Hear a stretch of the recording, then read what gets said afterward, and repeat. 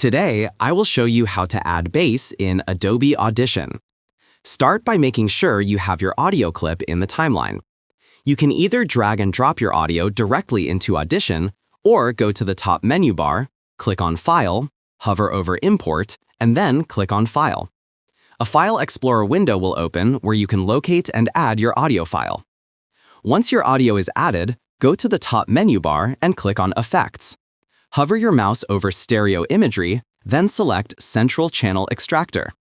This tool helps you isolate or enhance certain parts of your audio, such as the center channel where most bass and vocals sit. Now click on the Presets drop-down menu and select Boost Central Channel Bass. This preset is designed to increase the low frequencies in your audio and make it sound deeper.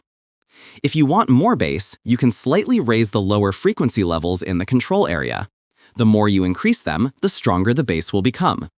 You can preview the effect by clicking the small play button in the window. Once you are satisfied with the sound, click OK to apply the changes. And that's how you add bass in Adobe Audition.